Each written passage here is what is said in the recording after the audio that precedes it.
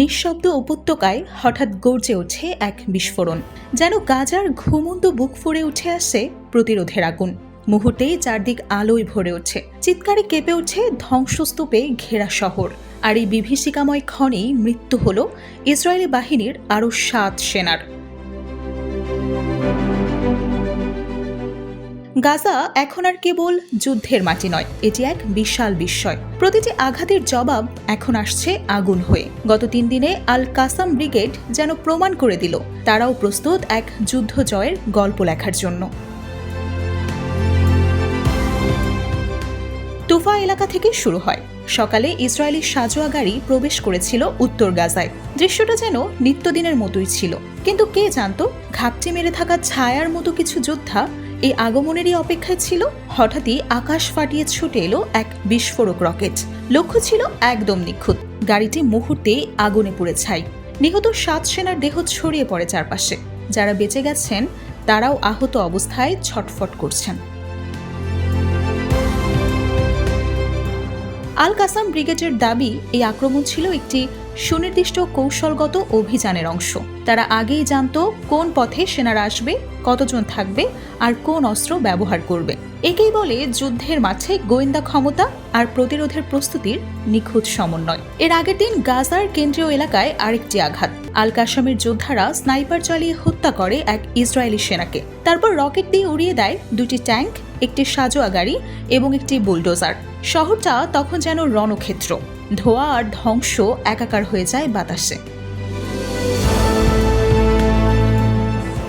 বুধবার সকালও ছিল শান্ত, কিন্তু খান ইউনিস এলাকায় হঠাৎ শুরু হয় তাণ্ডব। ছদ্মবেশী যোদ্ধারা অতর্কিতে হামলা চালায় সেনাবহরের উপর। তাদের গুলিতে প্রাণ হারান ৭ জন সেনা, যাদের মধ্যে একজন ছিলেন লেফটেন্যান্ট পদমর্যাদার। বিস্মিত সেনারা বুঝে ওঠার আগেই শেষ হয়ে যায় লড়াই। আন্তর্জাতিক সংবাদ মাধ্যমগুলো এই ৩ দিনের হামলাকে বলছে মনস্তাত্ত্বিক যুদ্ধের এক বড় মোড়। রয়টার্স বলছে, মার্চে যুদ্ধবিরতি ভেঙে নতুন করে অভিযান শুরুর পর এত কম সময়ের মধ্যে এতজন সেনা নিহত হওয়া এবারই প্রথম। এই মৃত্যুগুলো ইসরায়েলের জন্য কেবল সংখ্যার হিসাব নয়, এটি তাদের সেনাবাহিনীর আত্মবিশ্বাসের চরম আঘাত। আর ফিলিস্তিনিদের জন্য এটি দীর্ঘ সহ্য আর অপেক্ষার পর এক প্রতিরোধের বার্তা। ২০২৩ সালের ৭ অক্টোবরের কথা এখনও তাজা।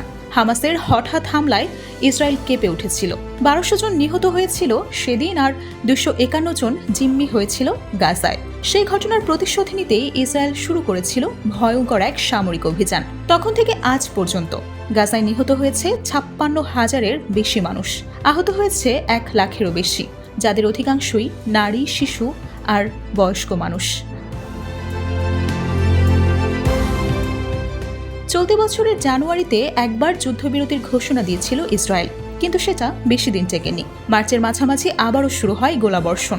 এই সঙ্গে শুরু হয় ত্রাণে বাধা, খাবার ও ঔষধের সরবরাহ বন্ধ করে দেয়া। ফলে গাজায় মানবিক বিপর্যয় একদম চরমে পৌঁছে যায়। যে ২৫১ জনকে জিম্মি করা হয়েছিল তাদের মধ্যে এখনও প্রায় ৩৫ জন জীবিত বলে ধারণা করা হচ্ছে। তাদের উদ্ধারের নামে চালানো অভিযান আবারও বাড়িয়েছে সংঘর্ষ আর প্রাণহানি।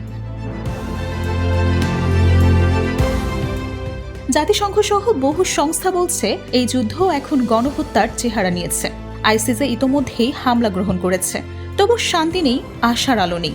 গাজার আকাশে প্রতিদিন ভেসে আসে ধোঁয়া আর মৃত্যু, আর তারই মাঝে এক একটি প্রতিরোধ যেন হয়ে উঠছে এক একটি গল্প, সাহস আর স্বপ্নের। যুদ্ধের এই রক্তাক্ত মঞ্চে এখন কেবল একটাই প্রশ্ন প্রতিধ্বনিত হচ্ছে চারপাশে, এই আগুনের শেষ কোথায়?